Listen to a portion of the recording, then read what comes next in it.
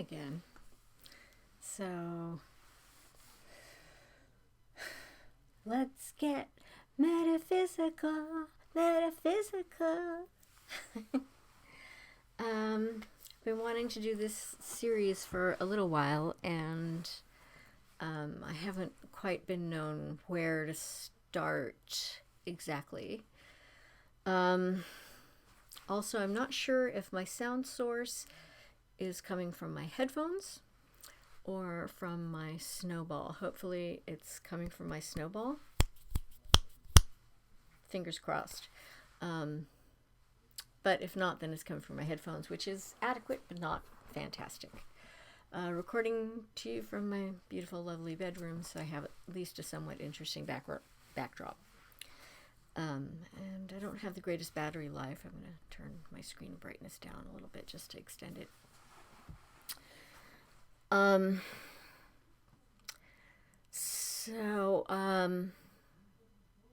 There are a whole bunch of things that ultimately I'm going to want to talk about, like protection work and sigils and servitors and egregores. And before I get too far, let me just give you some definitions of the things that I just mentioned. A sigil is a symbol that you create that's based off of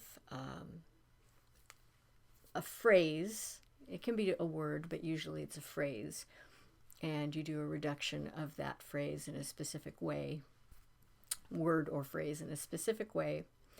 And from that, you make it into a symbol that has meaning for you. And then you activate it through a very specific process in order to reach the end that you stated with your initial word or phrase.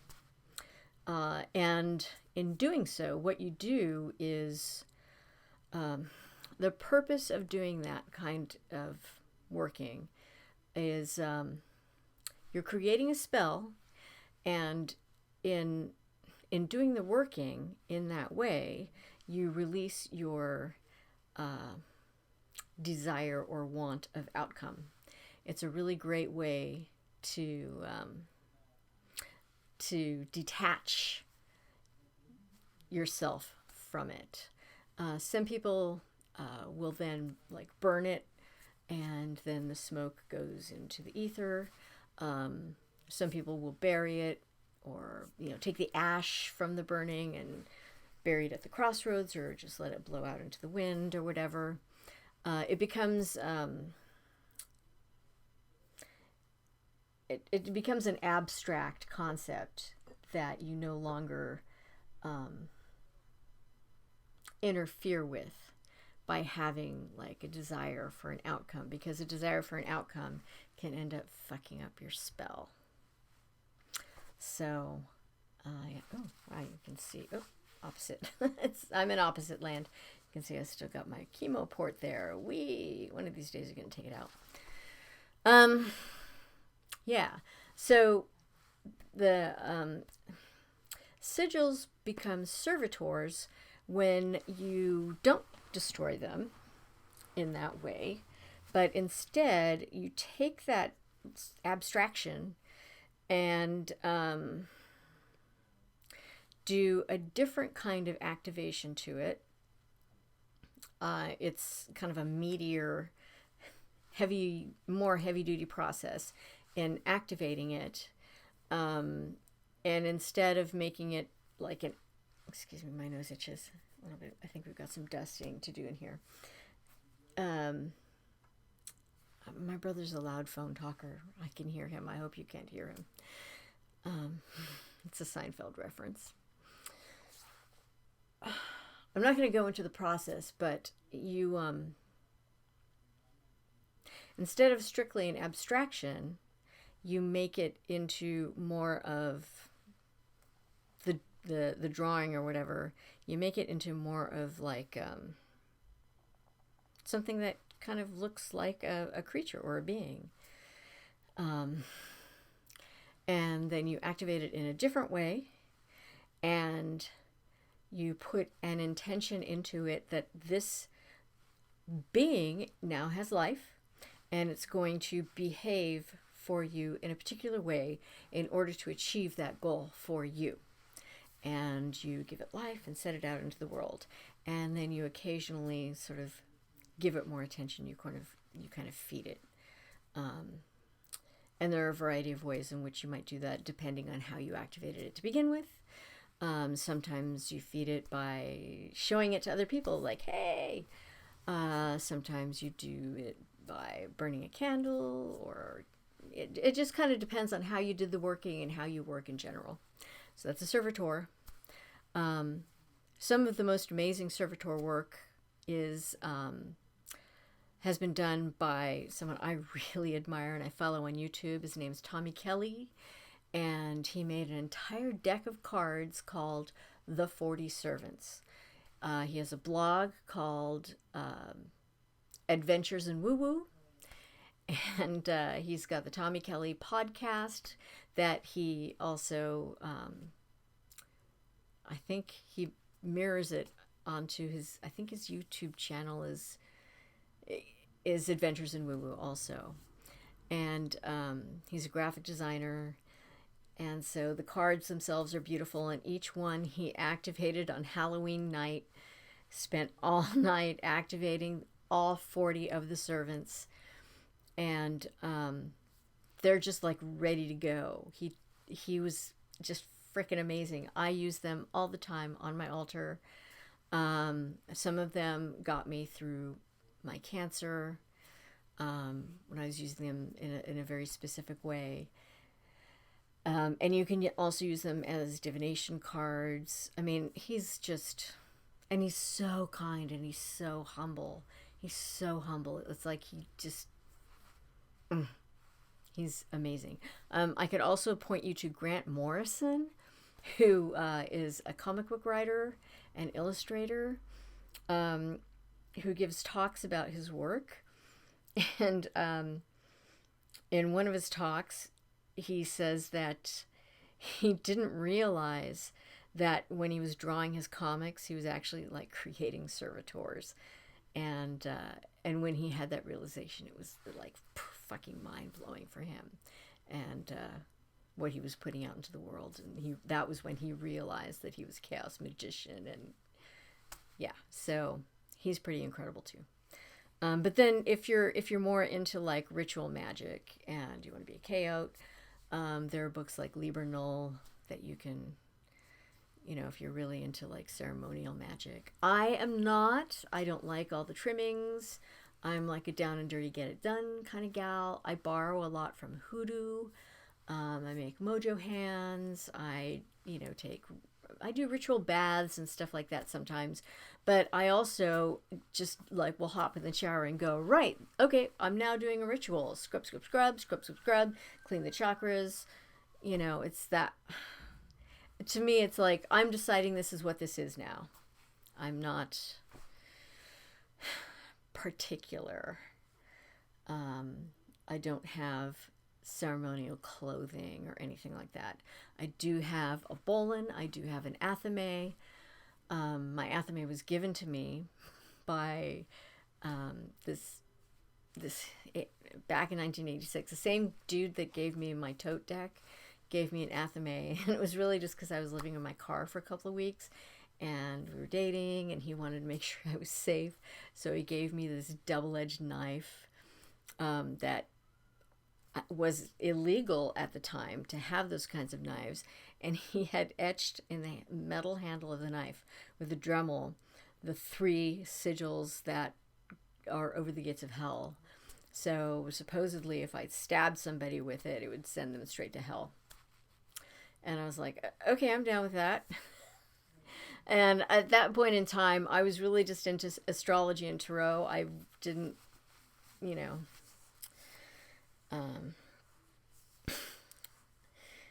I wasn't into a whole lot more than that. So yeah, anyway. Then there are, I had said egregores. So which side is that? There we go. An egregore is an inanimate object that has been given a lot of attention. Well, I guess it could be a person too, or a persona of a, say, like a performing artist. But typically it's an inanimate object that has been given a lot of attention by different people or an individual over a long period of time. And all of that attention that's been fed into it, and energy that's been fed into it, ends up giving that object kind of a life of its own. It ends up having a resonance of its own, a vibration of its own, just because it's been fed so many times. So certain examples that come to mind are like the Statue of Liberty, or the Eiffel Tower, the Holy Bible, I guess like the Weeping Wall, or that, I'm not remembering the name of it, but that gathering place where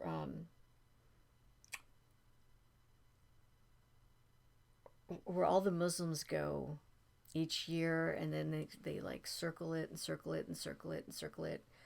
I'm sorry. Sometimes I lose words. Ever since the chemo, I've had like some weird brain damage. But I think you get the picture. My tote deck, since I've been using it for so long, we're very simpatico, and it's kind of an egregore for me. And it has been fed with the attention of other people that I've read for. So it's kind of an egregore also. Egregores are not necessarily bad things, but sometimes they can be. The Pentagon is kind of a not great one. The White House, I would say, is chaotic neutral. It's kind of an egregore too. So, yeah. So you can go into a space and you can pick up vibrations and from egregores that have just been fed over time. So anyway, I guess I just kind of gave you a little bit of a primer about those things, but I want to give you tutorials on creating sigils and creating servitors. There are other places online if you just want to like do Google searches, but at some point I want to show you how I do them if you're interested. I'm not necessarily the best resource, but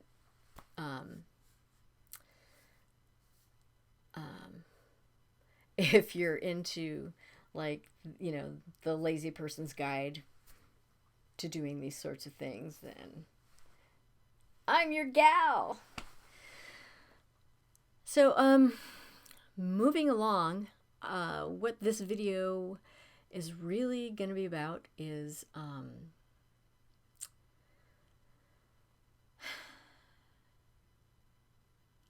a realization. Well, I was going to talk about one thing, but I was going to talk about psychic entanglements.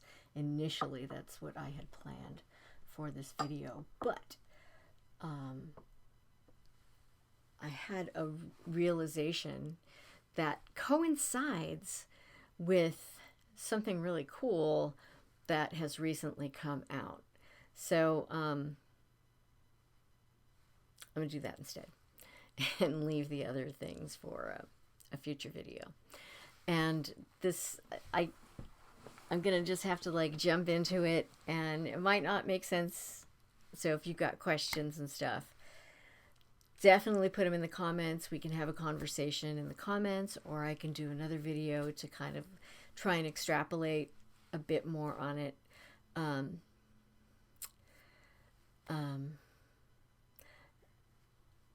Because this is going to be really hard to explain unless you already have a very good understanding of metaphysics and you've explored. And having taken psychedelics is helpful, especially if you've done things like peyote or ayahuasca,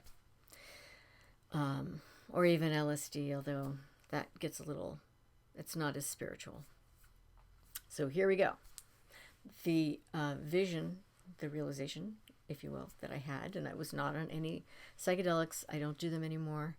I feel like my mind is as open as it needs to be, or that it could possibly be, to observe and feel these things. So,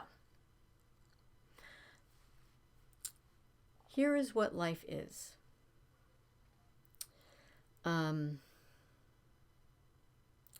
There are two polarities of energies. You have light energy and you have dark energy. And I'm just using my hands left and right. Neither is good nor bad. They simply are opposite polarities of energies. And they interact. And you could describe them as spheres, if you will, or wheel cogs, machinery, if you will. And the points at which they come together, the coming together points, are what we experience as life, the interaction and interplay of these two energies. Now, some of us want to experience more of the light energy. This polarity is preferable. And some of us prefer the dark energy. And it's just a preference. For whatever reason, we have different vibrational aspects. They're just different resonances. And so where these two come together, there's disharmony in those resonances.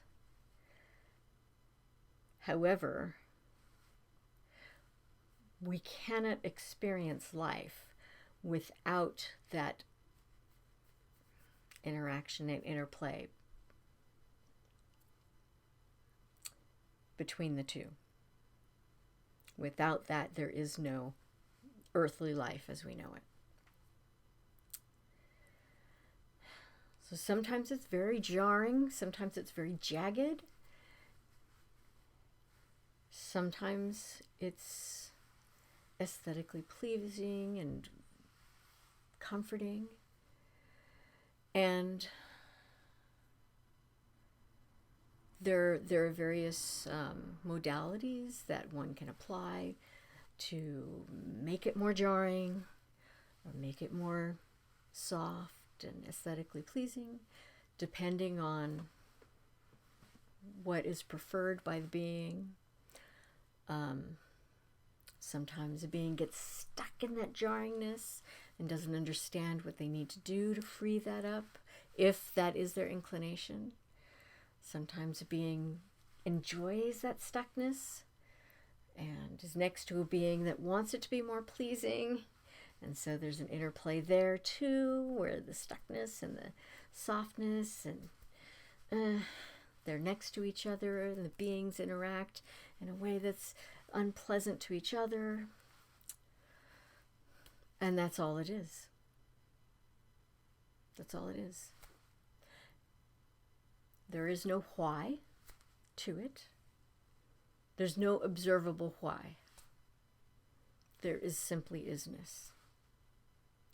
That was my realization. So we all get caught up in, like, why are we here? What's life all about? What is my purpose? There's no purpose other than whatever purpose you give to it. There's no reason other than that we are here. There is perhaps the opportunity, as these wheels do, these cogs or whatever, these wheels of experience do eventually move up and out, and there is the potentiality to be released, to go back into the before, because there's definitely a before that I, being in this here still, I don't have the opportunity to see what that is. I am not. I lack that perspective. I am still down here. But I am aware that there is some kind of before.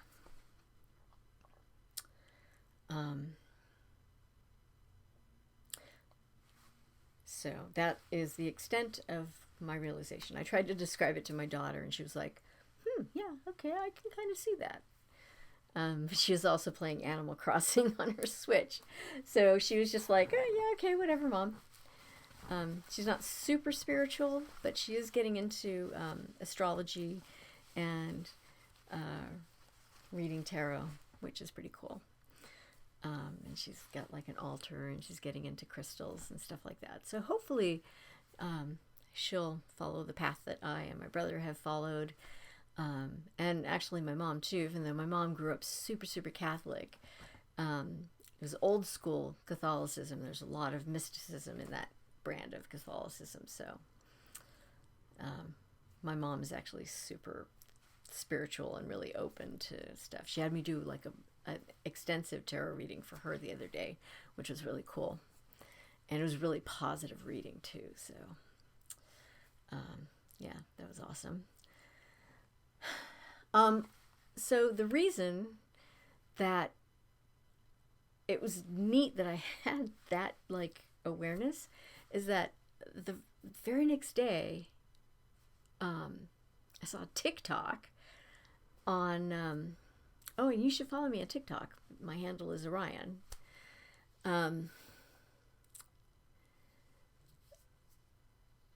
Apparently, the CIA just released a whole mess of documents that confirm that we are living in a simulation. We are living in a hologram. This is a holographic universe. And one of the diagrams in the papers that they released show these two spheres interlocking. And it was exactly what I had seen. Now, I need to actually go and look these documents up for myself and like read them and like go, okay, how much does that actually jibe? Because it just kind of like passed by on the TikTok, and one of them said universe and one of them said hologram. So it doesn't necessarily line up exactly with like the light energy and the dark energy. So,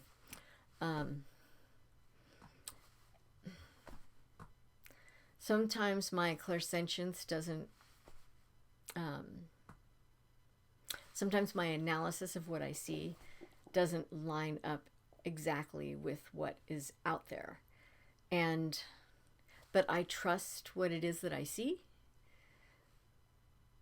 So I tend to end up just going, okay, I'm going to trust my vision and trust that your analysis isn't really the truth, and I'm just gonna like hang on to what I think it is until we have more data, and eventually it does come out that like, oh yeah, no, it wasn't that, it was actually this.